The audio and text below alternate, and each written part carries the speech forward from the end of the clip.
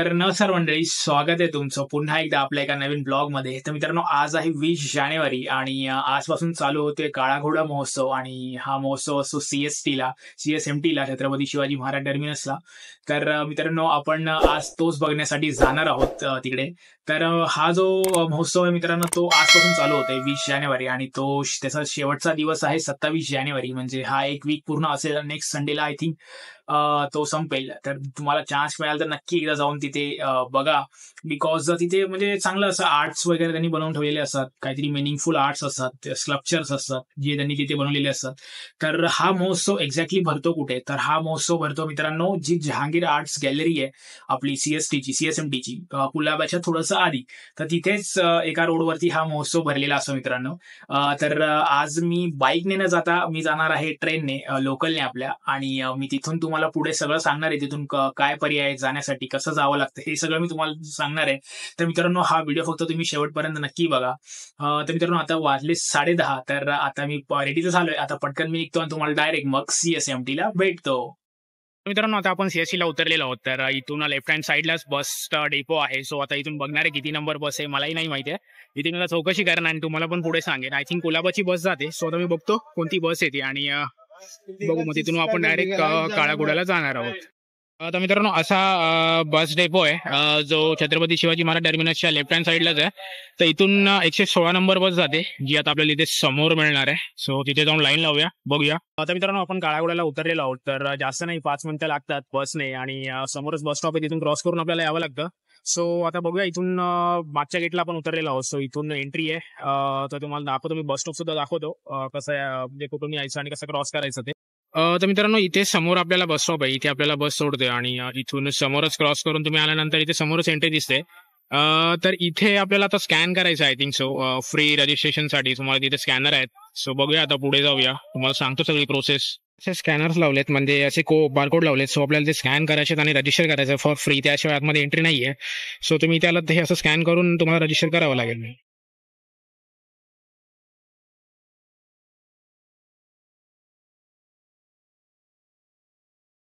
आपण आतमध्ये आलेलो आहोत. तर इथे समोर मी बघू शकता बाटल्यांपासून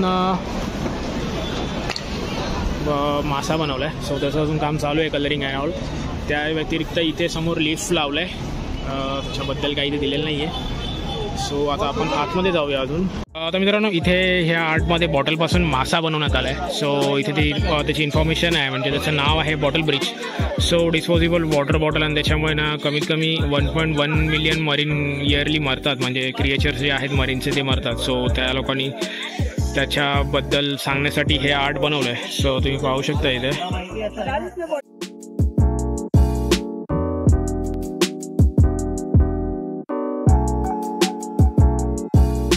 तर मित्रांनो, इथे अजून एक मॉन्युमेंट आहे. सो त्याच्या खाली लिहिलेलं आहे, जर तुम्हाला इंटरेस्ट असेल तर तुम्ही वाचू शकता. सो इथे प्रत्येक गोष्टी खाली त्याची माहिती दिलेली आहे. सो तुम्हाला इंटरेस्ट असेल तर तुम्ही ते माहीत करून घेऊ शकता.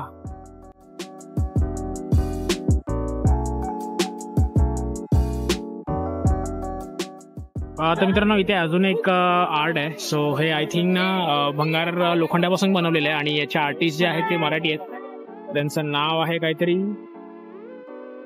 श्रीहरी भोसले करून. तर याचा कॉन्सेप्ट आय थिंक ना हे गर्लफ्रेंड बॉयफ्रेंड आहेत, मध्ये एक मुलगा आणि मुलगी दाखवले. सो तुम्ही पाहू शकता त्या मुलीच्या डोक्यावरती केस म्हणजे साखळी दाखवली आहे. सो तिथे केस आहे. तर मित्रांनो, इथे आता बॉम्ब बायोस्कोप बनवलाय. सो त्याची प्रतिकृती आहे इथे आणि फर्स्ट असा बोर्ड बघितला त्याच्यावरती मराठी लिहिलेलं आहे. सो असा काहीसा बायोस्कोप आहे, मोठा आहे तो बरंच. फ्रेम मध्ये बसेल हा. सो फ्रेम मध्ये बसतोय. सो हा असा बायोस्कोप आहे, मधोमध ठेवलाय. तर मित्रांनो, इथे या आर्टचं नाव आहे फ्रॉम द ॲशेस. जर तुम्हाला काही बघायचं असेल तर तुम्ही झूम करून वाचू शकता ते. तर इथे त्यांनी असा मस्त मॅच बॉक्स बनवलाय.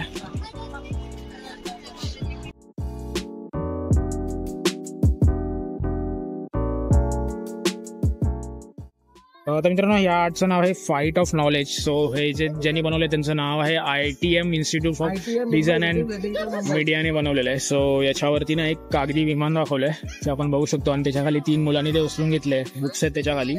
सो इथे 2 मुलं आहेत आणि बॅक साईडला अजून एक मुलगा बनवलेला आहे. सो आपण ते पाहू शकतो. आणि इथे एक मुलगी दाखवली आहे जिने शाळेचा ड्रेस घातलाय.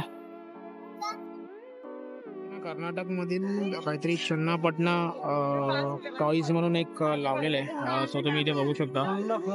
सो याच्यामध्ये काहीतरी साऊंड ऑफ अर्थ असं यांनी नाव दिलं आहे. सो मला तर ते काही कळत नाही आहे. तुम्हाला जर वाचायचं असेल तर तुम्ही ते वाचू शकता व्हिडिओ स्टॉप करून. मित्रांनो इथे एक डान्स ऑफ द एलिमेंट म्हणून इथे एक मॉन्युमेंट आहे. तुम्ही इथे बघू शकता. सो हे बनवलेलं आहे आय थिंक पुण्याचं कोणतरी आहे. इथे लिहिले द लव्ह ट्रायंगल पुणे यांनी बनवलेलं आहे. तर तुम्ही पाहू शकता हे असं काहीतरी इथे आहे. मला तर काही समजत नाही आहे पण हे असं एक त्यांनी बनवलेलं आहे. सो याचं नाव आहे डान्स ऑफ द एलिमेंट.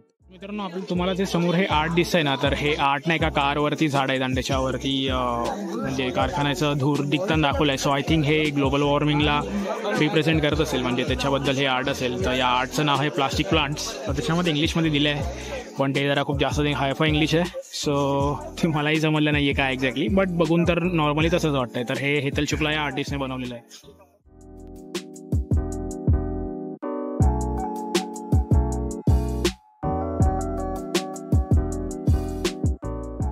मित्रांनो बऱ्याच अशा वस्तू ज्या अजून ठेवायच्या त्यांना अजून त्यांचं काम चालू आहे. सो बिकॉज आज फर्स्ट डे त्यामुळे यांचं पूर्ण काम झालेलं नाही आहे.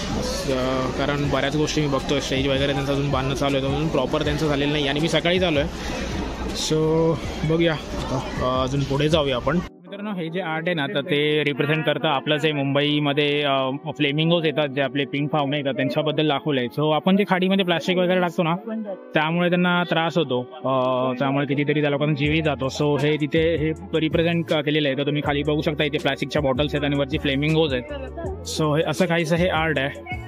जर तुम्हाला वाचायचं असेल तर तुम्ही व्हिडिओ स्टॉप करून वाचू शकता. इथे इन्फॉर्मेशनसुद्धा दिलेली आहे त्याबद्दलच. सो हे याचा आर्टिस्ट आहे शंतनू हजारिका म्हणून आर्टिस्ट आहेत त्यांनी बनवलेलं आहे. सो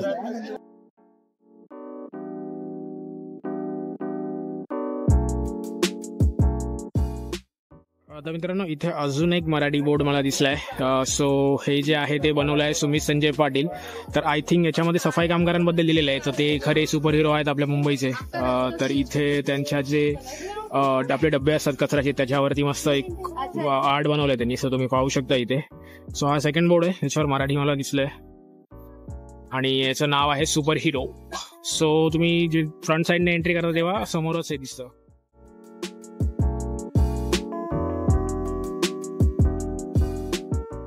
तर मित्रांनो या आर्टचं नाव आहे the box of bondages. So हे बॉक्सपासून बनवलं आहे. तुम्हाला इंटरेस्ट असेल तर तुम्ही स्टॉप करून हे वाचू शकता.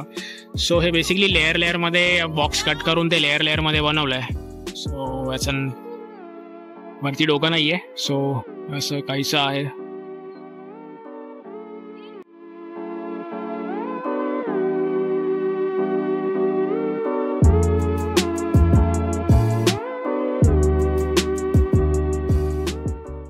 इथे अजून एक मराठी बोर्ड मला दिसलाय.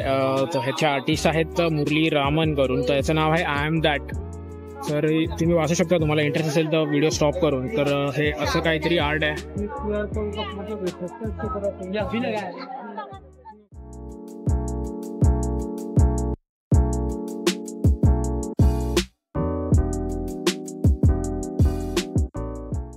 तर मित्रांनो इथे कार्यक्रमाची पूर्ण रूपरेखा आहे. म्हणजे काळाघोडा फेस्टिवलचं जे 21 पासून ते 27 पर्यंतचा जो लाईनअप आहे तो इथे दिलेला आहे. सो तुम्हाला बघायचं असेल तर तुम्ही स्टॉप करून हे पाहू शकता. आणि त्याच्या समोरच तुम्हाला इथे हेल्प डेस्क आहे. सो काही मदत हवी असेल तर तुम्ही इथे मदतही घेऊ शकता.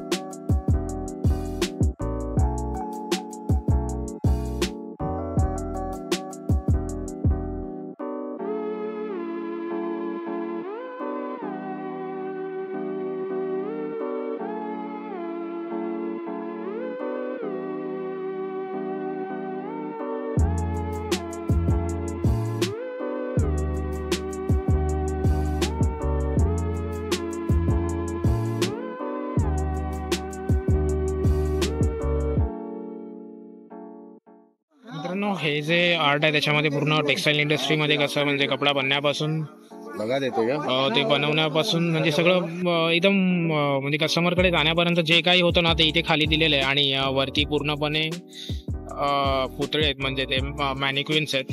सो तुम्ही ते बघू शकता. आता इथे त्यांनी आयनिंग वगैरे करतायत. सो तिथे मागे जे होतं तिथे कपडे ते लोक कट करत होते. सो इथे तुम्ही बघू शकता. नंतर त्यानंतर इथे पूर्ण त्यांची मीडिया टीम असते. सो तिथे जाऊन आपण लोक सगळं मीडियावर टाकतात. सो हे सगळं आहे इथे.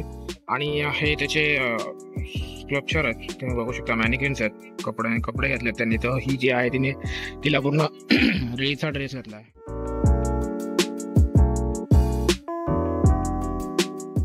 तर मित्रांनो, या आर्टचं नाव आहे मार्क्यू प्रेझेन्स. सो याच्या मागचं काय बोलतात, त्याच्या मागचा उद्देश असा आहे की जे आपले कंट्रीचे यूथ आहेत त्यांची इन्व्हॉल्वमेंट डेमोक्रेसीमध्ये दाखवण्यात आलेली आहे. सो हे जे स्कल्पचर बनवलं आहे ते लालबागच्या राजाचे सुप्रसिद्ध जे स्कल्पचर आर्टिस्ट आहेत, जे यांनी लालबागच्या राजाची मूर्ती जे डिझाईन करतात, तसे त्यांचं नाव आहे काहीतरी संतोष कांबळी. सो त्यांनी हे स्कल्पचर बनवलेलं आहे. सो तुम्ही बघू शकता इथे त्याच्या बोटावरती वोटिंगचं जे शाई लागलेली आहे. सो असं काहीच हे स्कल्पचर आहे.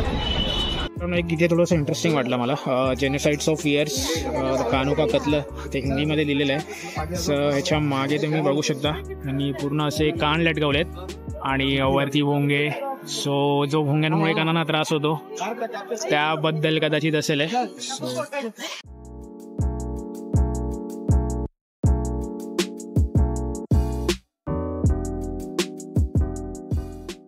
हे एक मला फार आवडलेलं आर्ट आहे. हे जे आहे त्यांनी जे बनवलं आहे त्यांचं नाव आहे काहीतरी वंदना म्हणून. सो त्यांनी हे बनवलेलं आहे. सो याच्यामध्ये त्यांनी दिलेलं आहे की माणसाने अश्मयुगापासून ते आत्ताचं युग म्हणजे आर्टिफिशियल इंटेलिजन्स पर्यंत कशी प्रगती केली, पण तरीसुद्धा ज्या नकारात्मक गोष्टी आहेत त्या अजून माणसावरती अजूनही त्या जड आहेत. सो असं काहीतरी ते दिलेलं आहे. सो तुम्ही इथे बघू शकता इथे कारखाने वगैरे. आता मागे बघितलं आपण तिथे सगळं अश्मयुगातलं होतं. सो इथे इंस्टाग्राम, वायफाय आणि कारखाने दिलेत, मोबाईल. सो आपलं रिव्होल्युशन दिलेलं आहे. सो आपण पाहू शकतो ते.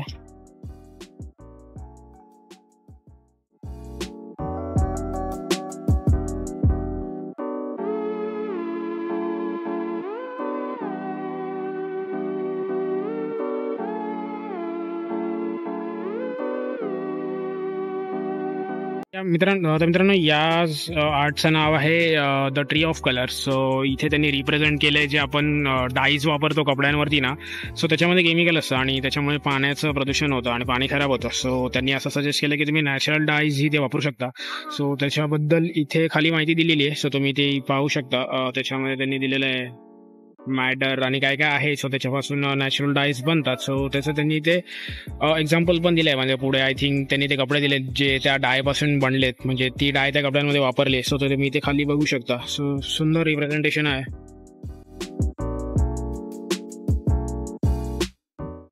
तर मित्रांनो, तुम्ही इथे येत असाल आणि तुम्हाला भूक वगैरे लागत असेल तर इथे स्टॉलही आहेत खाण्याचे. सो ते इथे तुम्ही खाऊही शकता. सो इथे सगळं अवेलेबल आहे. सँडविच म्हणा किंवा कढाईचं ना, इथे तुम्ही समोर बघू शकता पावभाजी, उसळपाव, वडापाव सगळं आहे. सो तुम्ही इथे सगळं ते म्हणजे पोटपूजा करू शकता.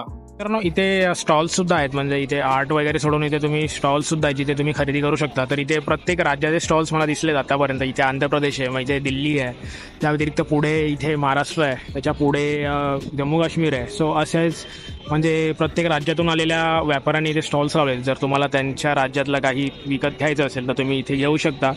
जसं की इथे आता फोटो फ्रेम्स आहेत, इथे अँटिक्स आहेत काही, म्हणजे गळ्यातले वगैरेचे अँटिक्स आहेत, देवाचे आहेत. तर ते तुम्ही घेऊ शकता जर तुम्हाला इच्छा असेल तर. सो मित्रांनो, हा आहे तो काळा घोडा. याच्यावरून या फेस्टिवलचं नाव ठेवलेलं आहे काळा घोडा. सो हे ॲक्च्युली एक स्कल्पचर आहे जे इथे असतं. म्हणजे हे जात नाही, हे फिक्स स्कल्पचर आहे. इथे एक चक्रव्यूह करून काहीतरी आर्ट आहे. सो त्याच्यासाठी एवढी लाईन आहे. सो मी ते स्किप करणार आहे कारण बरीच मोठी लाईन आहे. मध्ये काय मलाही नाही माहिती. सो आता आपण अजून पुढे जाऊया आणि पुढे बघू अजून काय. मित्रांनो, फ्रंट गेटने एंट्री केल्यानंतर नाही इथे बरेच स्टॉल्स आहेत. हे पूर्ण स्टॉलसाठीच बनवलं आहे. सो इथे तुम्ही बघू शकता. जसे मागे तुम्हाला मी स्टॉल सांगितले ते तसे इथे स्टॉल्स आहेत. तुम्हाला काही खरेदी करायचं असेल तर आपण इथून खरेदी करू शकतो. बरेच स्टॉल्स आहेत इथे मित्रांनो. तर इथे बघू शकता इथे अँटिक पीसेस आहेत. नंतर इथे महाराष्ट्रामधून आलेले काही इथे काही प्रोडक्ट्स आहेत त्यांचे विकायला ठेवलेले त्यांनी बनवले आहेत. त्या व्यतिरिक्त इथे पश्चिम बंगालचं आहे. सो इथे त्यांचे काहीतरी हँडीक्राफ्ट्स आहेत. इथे बॅग्स, चटई वगैरे काही काही आहे. सो तुम्हाला जर घ्यायचं असेल तर घेऊ शकता. प्लस इथे वेलनेस सेंटर आहे. सो देवी वेलफेअर सेंटर आहे आणि इथून तुम्हाला पण इथून काही घ्यायचं असेल तर इथूनही घेऊ शकतो. सो असे हे सगळे आहे इथे. मधुबनी आर्ट्स आहे, बिहारचं जे फेमस आहे. सो इथे असे आहेत बरेच स्टॉल्स आहेत ज्यातून तुम्ही खरेदी करू शकता. सो चला, माझं तर झालं आहे आता सगळं बघून, ऑलमोस्ट सगळं बघून झालं आहे माझं. सो मित्रांनो, माझ्या फोनची बॅटरी पूर्णपणे ड्रेन झाली होती. सो त्यामुळेच आपल्याला आज आउटरो घरी शूट करावी लागत आहे. तर मित्रांनो, अशा प्रकारे आज फर्स्ट डे होता काळाघोडाचा. आय होप तुम्हाला हा व्हिडिओ आवडला असेल. व्हिडिओमध्ये मी जेवढं मला कव्हर करता येईल तेवढं मी कव्हर केलंय. आज फर्स्ट डे होता त्यामुळे जास्त त्यांचे बरेचसे म्हणजे कामं अजून थोडी राहिली होती. बरेचसे स्कल्पचर्स त्यांचे बनवणं अजून चालू होतं आणि क्राऊडही आज थोडा कमी होता कारण फर्स्ट डे होता. नाही तर नॉर्मली संध्याकाळी जास्त क्राऊड असतं. जर तुम्हाला जायला मिळालं मित्रांनो तर संध्याकाळी जा, पण तुम्हाला खूप क्राऊड मिळेल, पण तुम्हाला बाकीच्या गोष्टी लाइटिंग्स अँड ऑल ते सगळं बघायला मिळेल. तर जसं म्हणजे दरवर्षी असं तसाच हा होता, फक्त थोडे स्कल्पचर्स वेगळे असतात. सो त्या प्रकारे स्कल्पचर्स वेगळे होते जे तुम्ही आपल्या व्हिडिओमध्ये बघितलेत असेल.